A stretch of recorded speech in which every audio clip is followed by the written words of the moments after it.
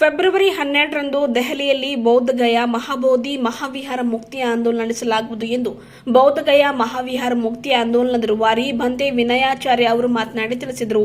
ಕಾರ್ಯಕ್ರಮ ಉದ್ದೇಶಿಸಿ ಬಂತೆ ವಿನಯಾಚಾರ್ಯ ಅವರು ಮಾತನಾಡಿ, ಇಲ್ಲಿ ಮೊಳಗಿದ ಈ ಧ್ವನಿ ಫೆಬ್ರವರಿ 12, 2026ರಂದು ದೆಹಲಿಯಲ್ಲಿ ಮೊಳಗಬೇಕಾಗಿದೆ. ಅಲ್ಲಿ ಕೂಡ ನಮ್ಮ ಶಕ್ತಿ ಪ್ರದರ್ಶನ ಮಾಡಬೇಕಾಗಿದೆ. ಇಲ್ಲಿನ ಧ್ವನಿ ದೆಹಲಿಯಲ್ಲಿ ಮೊಳಗಿದ್ರೆ ಮೋದಿಯವರ ನಿದ್ದೆ ಹಾಳಾಗ್ತದೆ. ಮೋದಿಯವರ ನಿದ್ದೆ ಹಾಳಾದರೆ ಬಿಹಾರದಲ್ಲಿ ಕುಳಿತ ಪಂಡಿತರ ನಿದ್ದೆ ಹಾಳಾಗುತ್ತದೆ. ಯಾವತ್ತು ನಾವು ಬಿಹಾರದಲ್ಲಿನ ಪಂಡಿತರ ನಿದ್ದೆ ಹಾಳು ಮಾಡ್ತೇವೆಯೋ ಅದೇ ದಿನ ಅವರು ಬೌದ್ಧಗಯಾದ ಮಹಾಬೋಧಿ ಮಹಾವಿಹಾರ ಬಿಟ್ಟು ತಮ್ಮ ಮಂದಿರದ ಒಳಗಡೆ ಓಡಿ ಹೋಗ್ತಾರೆ ಎಂದು ಗುಡುಗಿದ್ದರು. 134 ವರ್ಷದಿಂದ ಬೌದ್ಧ ಸಮಾಜ ಈ ಹೋರಾಟ ನಡೆಸ್ತಾ ಇದೆ. 1891ರಲ್ಲಿ ಶ್ರೀಲಂಕಾದ ಬಂತೆ ಧಮ್ಮಪಾಲ್ ಅವರು ಶ್ರೀಲಂಕಾದಿಂದ ನಡೆದುಕೊಂಡು ಬಂದಿದ್ರು. ಆವಾಗ ಅವರ ಬೆಂಬಲ ನೀಡುವುದಕ್ಕೆ ಮಹಾರಾಷ್ಟ್ರ ಸೇರಿದಂತೆ ಇತರೆ ರಾಜ್ಯಗಳಲ್ಲಿ ಬೌದ್ಧರ ಜನಸಂಖ್ಯೆ ಇರಲಿಲ್ಲ.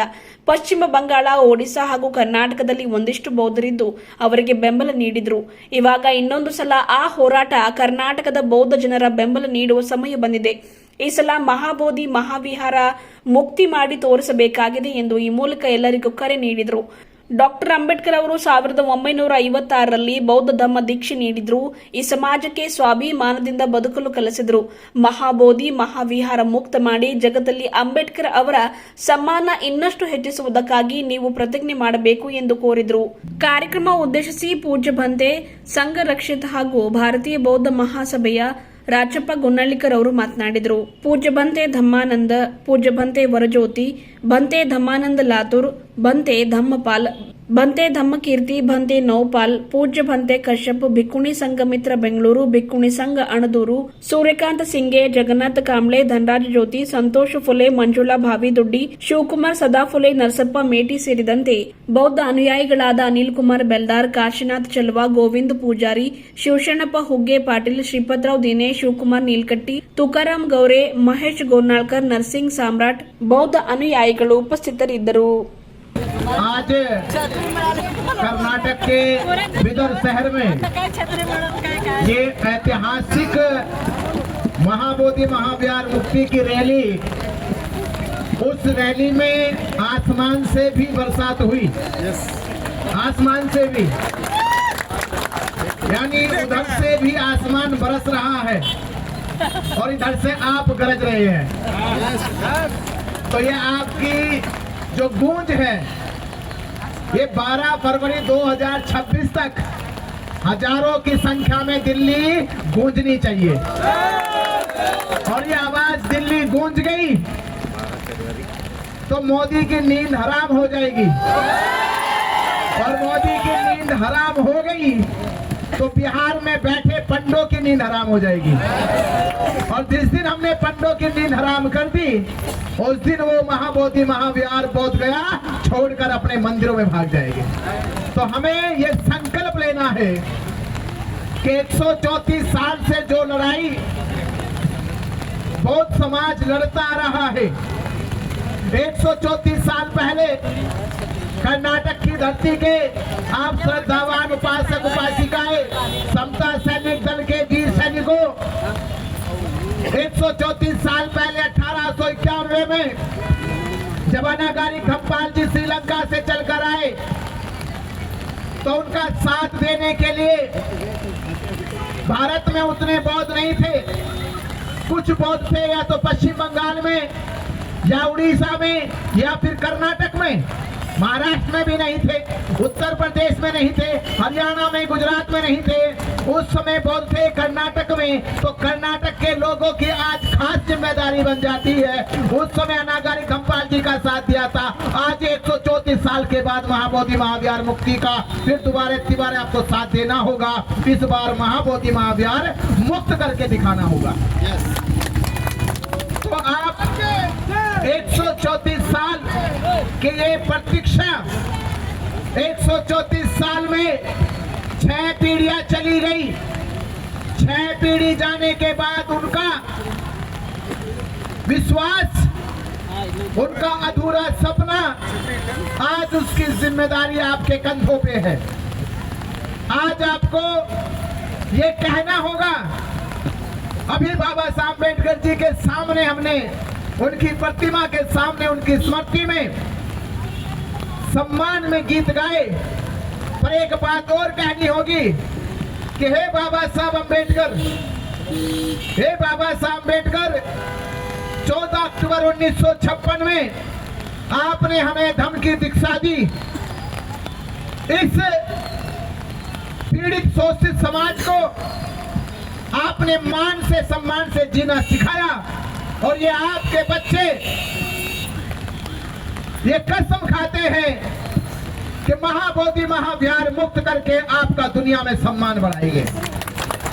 हमें ये आजादी, ये सम्मान, स्वाभिमान क्यों दिया कि लूटी संस्कृति हमारी दासहीन बनाया था। बहू बेटी और बच्चों को घर के बाहर जलाया था। आंखों से टपके आंसू, कोई फरियाद सुनना पाया था। होता रहा शोषण हमारा, कोई अल्लाह ईश्वर देवी देवता भगवान न आया था। अरे लिया जन्म भीम ने जगत में, पढ़ लिख कर अनूठा ज्ञान पाया था। तोड़ मनुवादी जंजीरों को इस देश के शोषित पीड़ित समाज को आजाद कराया था। तो आप वो आजाद कौम हो जिन्होंने सम्मान और स्वाभिमान से जीना सीखा है। जब हमारे बाबा साहब अम्बेडकर जी कोई लड़ाई नहीं हारे तो हम बाबा साहब अम्बेडकर के बच्चे ये लड़ाई हारने वाले नहीं है। 12 फरवरी को दिल्ली जाम करके दिखा दो और हमारे बहुजन समाज का, बौद्ध समाज का अधूरा सपना महाबोधि महाविहार मुक्त करके पूरा करके दिखा दो।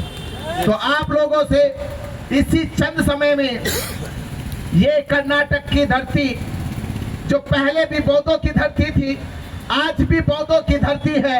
और आज भी आपको ये शपथ लेनी होगी कि हमने दुनिया को आज से 2500 वर्ष पहले सिद्धार्थ गौतम के रूप में बुद्ध पूरी दुनिया को दिए हैं।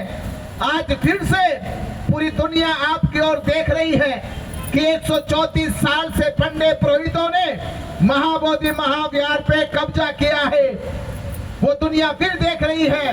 ये भारत के बौद्ध इस बार महाबोधि महाविहार मुक्त करा के पूरी दुनिया को दिखा दे कि हमने तब बुद्ध दिए थे, आज महाबोधि महाविहार दिया है। तो आज आपसे बस यही कि आने वाली 12 फरवरी 2026 को कहाँ जाना है? कहाँ जाना है? दिल्ली जाके क्या करोगे? दिल्ली जाके दिल्ली जाम करोगे। ये जाम होगी तभी तो मोदी की नींद हराम होगी, तभी तो सांस रुकेगी उसकी। तो हमें जैसे आंदोलन को हमने, आपको याद है कि 2 अप्रैल 2018 में इसी देश में हमने 10 साल 20 साल 100 साल आंदोलन नहीं चलाया, बल्कि जब देश के अम्बेडकरवादियों के ऊपर गाज गिरी तो 2 अप्रैल 2018 में पूरे देश को बंद करके केंद्र सरकार को झुका के दिखाया और अध्यादेश लाके दूसरा नया कानून बनवाया।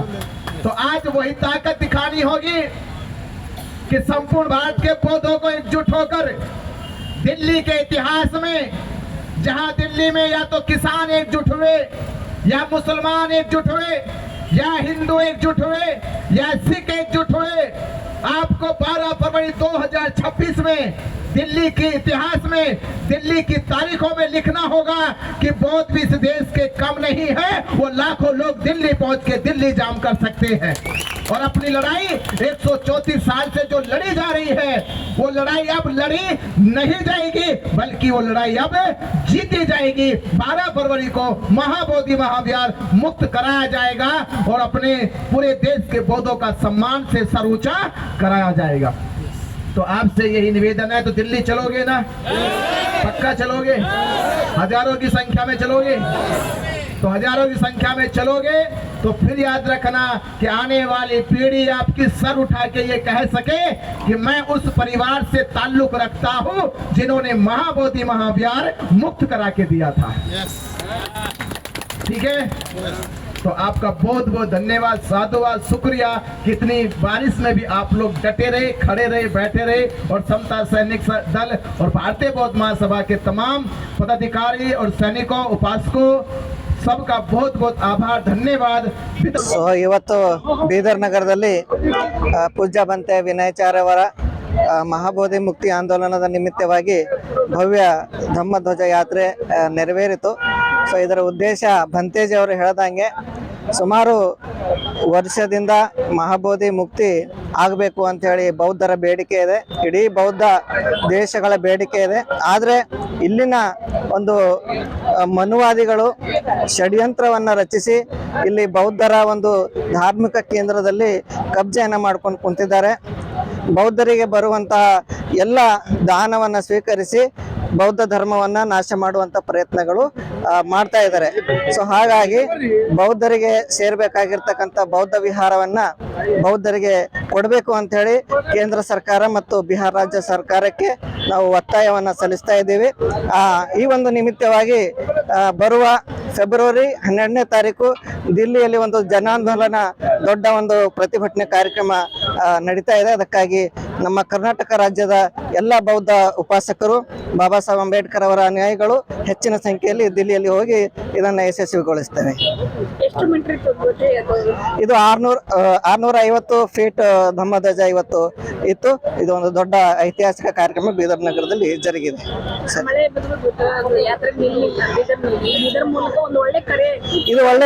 ಇದು ಒಂದು ಸಂದೇಶ. ನಾವು ಏನೇ ಯಾವ ಅಡೆತಡೆಗಳು ಬಂದರೂ ಕೂಡ ಈ ಮಹಾಬೋಧಿ ಮುಕ್ತಿ ಆಂದೋಲನ ನಿಲ್ಲಿಸುವುದಿಲ್ಲ, ಬೌದ್ಧ ವಿಹಾರ ಪಡಿತೇವೆ ಎನ್ನುವಂತ ಇದೊಂದು ದೊಡ್ಡ ಸಂದೇಶ ಅದು ಅಷ್ಟೇ. ಬೌದ್ಧ ಮಹಾಸಭೆ ಬೀದರ್ ಹಾಗೂ ಉಪಾಸಕಿಯರ ಒಂದು ಸಹಯೋಗದೊಂದಿಗೆ ಇಂದು 4 ಗಂಟೆಗೆ ಶಿವನಗರ್ ವಾಕಿಂಗ್ ಪಾಯಿಂಟ್ ದಿಂದ ನಮ್ಮ ಧಮ್ಮಧ್ವಜ ಯಾತ್ರೆಯ ಪಥಸಂಚಲನ ಕಾರ್ಯಕ್ರಮವನ್ನು ಅದು ಪ್ರಾರಂಭವಾಗಿ ಅದು 650 ಅಡಿ ಉದ್ದವಿರ್ತಕ್ಕಂಥ ಒಂದು ಪಂಚಶೀಲ ಧ್ವಜವನ್ನು ಹೊತ್ತುಕೊಂಡು ಬರುವ ಮೂಲಕ ಈ ಒಂದು ಕಾರ್ಯಕ್ರಮ ಅತ್ಯಂತ ಯಶಸ್ವಿಯಾದ ರೀತಿಯಲ್ಲಿ ನಡೆಸಿಕೊಟ್ಟಿದ್ದಾರೆ. ಈ ನಡೆಸಿಕೊಟ್ಟಿರ್ತಕ್ಕಂಥ ಕಾರ್ಯಕ್ರಮದ ಎಲ್ಲ ಬೌದ್ಧ ಉಪಾಸಕಿಯರು ಕೂಡ ನಾನು ಭಾರತೀಯ ಬೌದ್ಧ ಮಹಾಸಭೆ ಹಾಗೂ ಭಿಕ್ಕು ಸಂಘದ ವತಿಯಿಂದ ಅವರೆಲ್ಲರಿಗೂ ಕೂಡ ಅನಂತ ಧನ್ಯವಾದಗಳನ್ನು ಅರ್ಪಿಸ್ತೇನೆ. ವಿಶೇಷವಾಗಿ ಇಂತಹ ಒಂದು ಮಳೆಯ ಸುರಿತಕ್ಕಂಥ ಸಂದರ್ಭದಲ್ಲಿ ಕೂಡ ಈ ನಮ್ಮ ಬೀದರ್ ಜಿಲ್ಲೆಯಲ್ಲಿರ್ತಕ್ಕಂಥ ಬೌದ್ಧ ಉಪಾಸಕಿಯರು, ವಿಶೇಷವಾಗಿ ಸಮತಾ ಸೈನಿಕ ದಳದ ಅಧಿಕಾರಿಗಳು ಮತ್ತು ಸೈನಿಕರು ತಾವು ಯಾವುದೇ ಕಾರಣಕ್ಕೂ ವಿಚಲಿತರಾಗದೆ ಮಳೆಯ ಅಂತಕ್ಕಂಥ ಒಂದು ಭಾಸವನ್ನು ಅವರು ಯಾವುದೇ ವಿಚಾರವನ್ನು ಮಾಡದೆ ತಾವು ಇಡೀ ಒಂದು ಮಳೆಯಲ್ಲಿ ತಯಿಸಿಕೊಂಡು ಈ ಒಂದು ನಮ್ಮ ಪಥ ಸಂಚಲನ ಕಾರ್ಯಕ್ರಮ ಅತ್ಯಂತ ಯಶಸ್ವಿಯಾದ ರೀತಿಯಲ್ಲಿ ನಡೆಸಿಕೊಟ್ಟಿದ್ದಾರೆ. ಹೀಗಾಗಿ ಈ ನಡೆಸಿಕೊಟ್ಟಿರ್ತಕ್ಕಂಥ ಕಾರ್ಯಕ್ರಮಕ್ಕೆ ನಿಜವಾಗಿ ಕೂಡ ಪತ್ರಿಕಾ ಮಾಧ್ಯಮದವರು, ಪ್ರೆಸ್ ಮೀಡಿಯಾದವರು ಮತ್ತು ಎಲೆಕ್ಟ್ರಾನಿಕ್ ಮೀಡಿಯಾ, ವಿಶೇಷವಾಗಿ ನಮ್ಮ ಪೊಲೀಸ್ ಇಲಾಖೆಯ ಅಧಿಕಾರಿ ವರ್ಗ ಮತ್ತು ಪೊಲೀಸರು ಎಲ್ಲರೂ ಕೂಡ ನಮ್ಮ ಕಾರ್ಯಕ್ರಮಕ್ಕೆ ಅತ್ಯಂತ ಉತ್ತಮವಾದ ರೀತಿಯಲ್ಲಿ ಸಹಕಾರವನ್ನು ನೀಡಿ ಇದು ಶಾಂತ ರೀತಿಯಲ್ಲಿ ನಡೀತಕ್ಕಂಥ ಒಂದು ಕಾರ್ಯಕ್ರಮಕ್ಕೆ ತಾವೆಲ್ಲರೂ ಕೂಡ ಬೆಂಬಲವನ್ನು ಸೂಚಿಸಿದ್ರಿ. ತಮ್ಮೆಲ್ಲರಿಗೂ ಕೂಡ ಮತ್ತೊಮ್ಮೆ ನಾನು ಭಾರತೀಯ ಬೌದ್ಧ ಮಹಾಸಭೆಯ ವತಿಯಿಂದ ಬೀದರ್ ಜಿಲ್ಲೆಯ ಸಮಸ್ತ ಜನತೆಯ ವತಿಯಿಂದ ನಾನು ಅನಂತ ಧನ್ಯವಾದಗಳನ್ನು ತಮ್ಮೆಲ್ಲರಿಗೂ ಕೂಡ ಈ ಮಾಧ್ಯಮದ ಮೂಲಕ ಹೇಳಲಿಕ್ಕೆ ಬಯಸ್ತೇನೆ. ನನ್ನ ಹೆಸರು ರಾಜಪ್ಪ ಗುನ್ನಳಿಕರ್, ಭಾರತೀಯ ಬೌದ್ಧ ಮಹಾಸಭೆಯ ಜಿಲ್ಲಾಧ್ಯಕ್ಷರು.